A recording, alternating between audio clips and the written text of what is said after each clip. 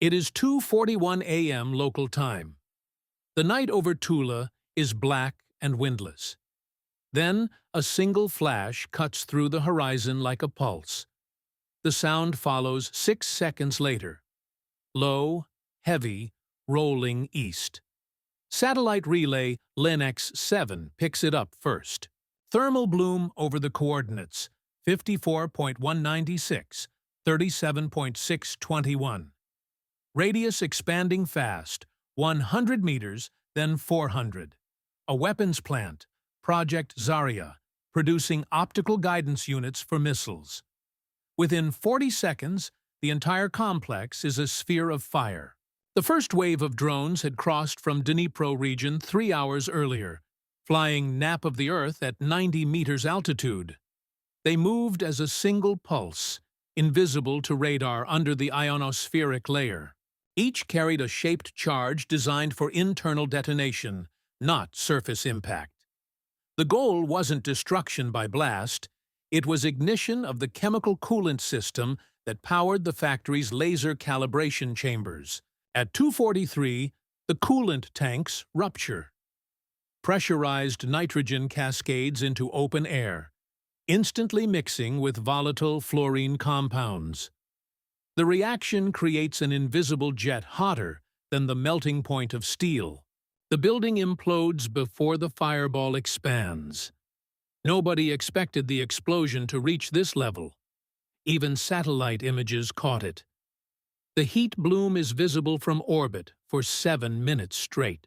Analysts at ESA's Copernicus node flag it as unclassified anomaly. Inside NATO data channels, the alert propagates thermal event, Russia, industrial. At 2:45, local power grids trip offline. 2 substations feeding the western sector collapse under surge load. Surveillance cameras in neighboring districts go black simultaneously. For 90 seconds, there is total visual silence. Then, the shockwave. Windows shatter 20 kilometers away. Russian emergency monitors report industrial fire.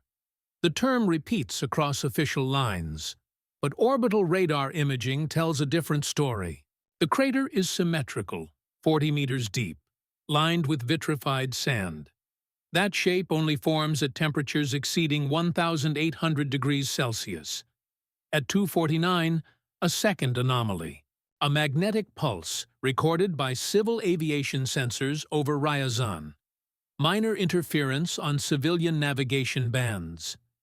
Pilots report instrument flicker. No one connects it yet to Tula.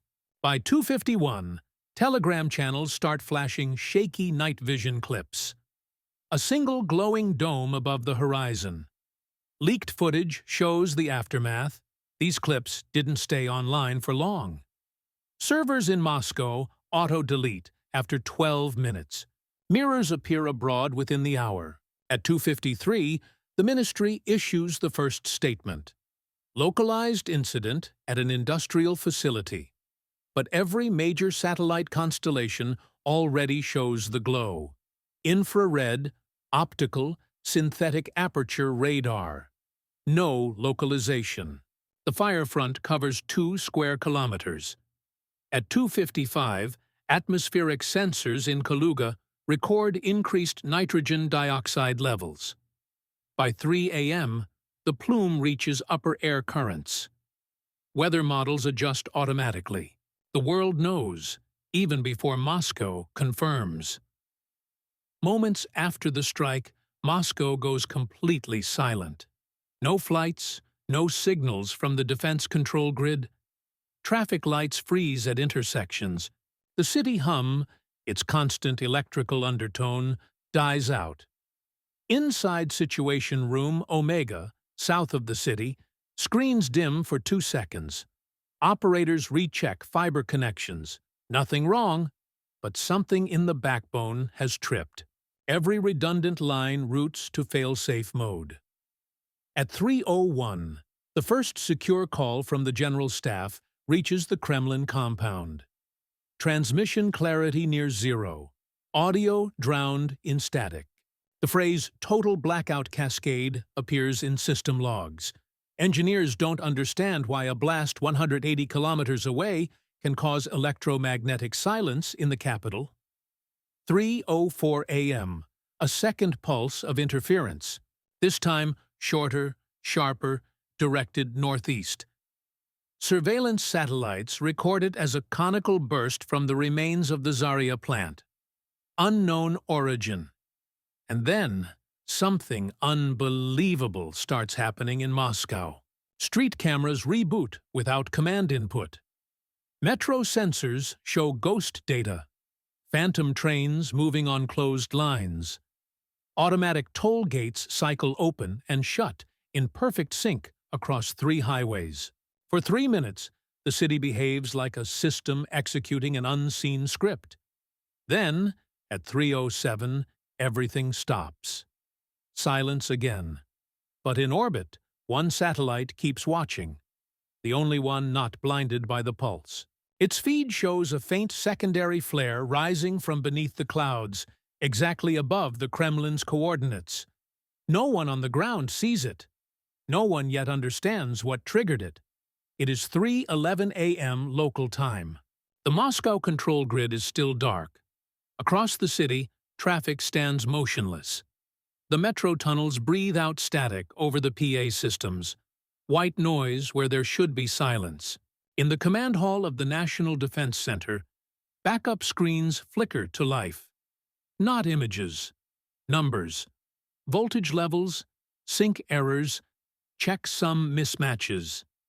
The operators recognize one pattern repeating every 6 seconds, identical across all networks. A binary echo from somewhere inside the capital. No one speaks. Only the relay counters tick. Every pulse synchronized with the exact frequency of the explosion 200 kilometers south. The correlation appears impossible. The Zarya factory was vaporized, its signal lines destroyed. Yet something continues to transmit. At 3:15, satellite link Orion 9 re-establishes partial imagery. The thermal bloom over Tula has faded, replaced by concentric cold rings, residual interference in the ionosphere. Analysts trace the geometry. The rings point north, converging precisely on Moscow's coordinates. The Chief of Signals authorizes Protocol Sever. All fiber routes entering the capital are physically disconnected at regional hubs. It takes 3 minutes. The binary echo continues, unaffected. In the underground server vault of the Ministry of Communications, racks hum with residual power. Cooling fans spin, though no electricity is being fed. Each fan slows, stops, then spins again, in rhythm with the signal.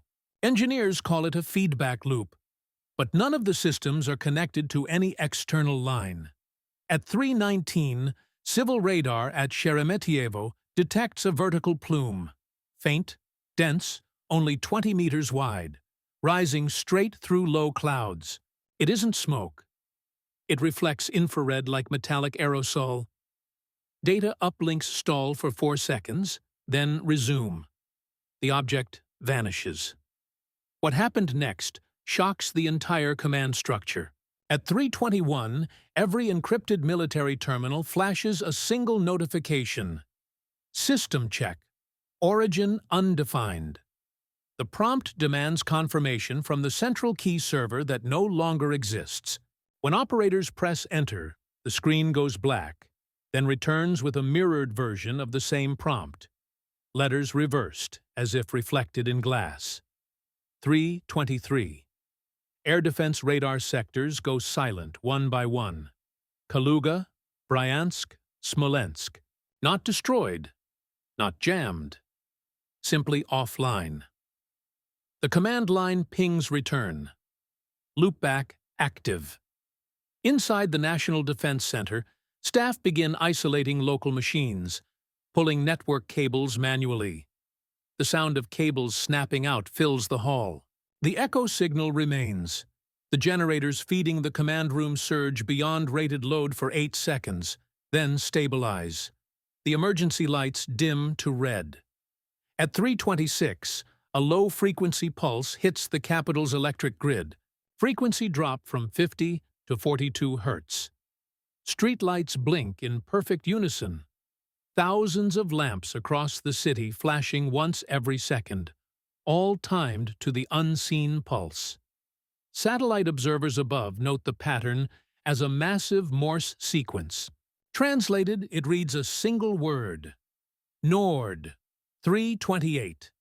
Civilian radio bands open without authorization.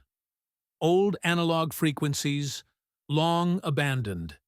A faint harmonic hum replaces regular broadcasts. Listeners describe it as mechanical breathing, steady, paced, human-like. 3:30 a.m. The Ministry of Emergency Situations declares Level 3 communications outage.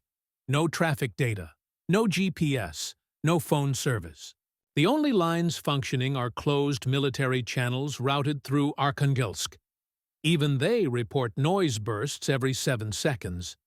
In a secure basement beneath the Kremlin, technicians analyze the captured waveforms. Each pulse carries a header identical to Zarya's industrial control code, the same sequence used to calibrate missile optics.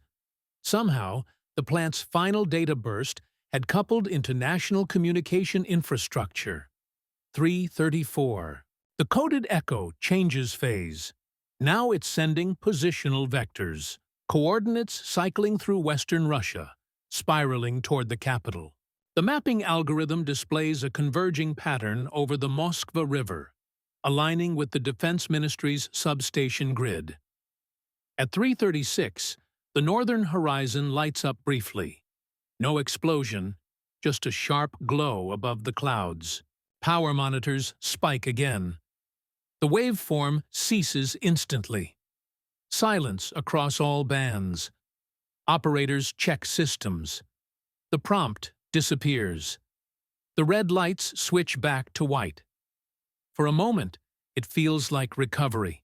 Then, from orbit, satellites register a sudden increase in background illumination across central Moscow, street by street, sector by sector, each light reactivating at once, powered by nothing. By 3:41, the entire city glows like an overexposed photograph. No hum, no current, no signal. Only light. And beneath it, something begins to move inside the magnetic shadow where Zarya's signal first appeared. It is 3:47 a.m., and dawn begins to edge the horizon.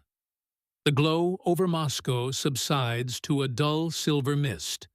Emergency sirens remain silent. Their circuits are fried.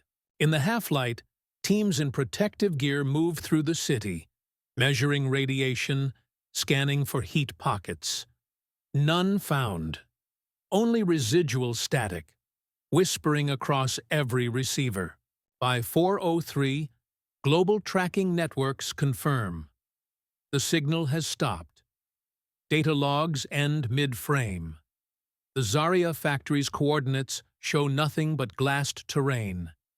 2 square kilometers of fused sand. No debris fields, no metal signatures. The heat signature has dropped to background. In Brussels, the defense analysts convene. They replay the sequence frame by frame. The explosion, the electromagnetic surge, the cascade failure. Consensus forms quickly. This wasn't an attack in the conventional sense. It was a collapse, an uncontrolled interaction between multiple power systems tuned to the same frequency. A single resonance wave that linked infrastructures separated by distance but not by timing. The Ukrainian strike achieved what it intended: the disabling of a critical optical component line used in guidance production. But what followed was unintended. The feedback propagated through fiber, through relay, through skywave. For a few minutes, an entire capital became an antenna. At 6:30, Moscow reboots. Step by step, grid sectors come online. Civil channels report no casualties beyond the factory perimeter. Yet the deeper loss is invisible. 3 months of data wiped from encrypted archives, unknown variables erased with it. By midday, factories nationwide initiate new safety protocols. Frequency isolation, redundant grounding, analog fail-safes. The lesson travels fast. Systems built for efficiency can't share resonance paths. Independence means resilience. Weeks later, the analysis reaches universities. The event becomes a case study, not of warfare, but of systemic vulnerability. The report's final section lists what prevents another collapse: diversification of energy inputs, modular control instead of centralized routing, and deliberate decoupling between industrial, civil, and defense grids. From these findings, a new approach emerges, one built on adaptation rather than reaction. Power networks start to include biological analogies: heartbeat intervals, circadian pacing, controlled downtime. The engineers call it energy hygiene. Its principles are simple: keep systems cool. Thermal margins save lives. Allow pauses. Every structure needs latency to recover signal integrity. Balance load. No network should operate at continuous peak. On the personal level, the same logic holds. Bodies, like circuits, depend on rhythm. Sleep in full cycles. Maintain constant hydration. Avoid continuous overdrive. Nutrition becomes strategic. Whole grains, stable glucose release. Electrolytes for signal conduction. Exercise functions as dynamic recalibration. Short bursts followed by rest, building adaptive strength rather than exhaustion. What began as an act of precision warfare ends as a lesson in equilibrium. Efficiency without pause leads to collapse. Controlled variation sustains function. By the next sunrise, the last heat traces over Tula have vanished. The sky above Moscow is clear again. Power grids hum within safe bands. Servers resume their quiet loops. The story closes with stability restored. Not perfect, but balanced. Each system, each circuit, each person rewired for endurance.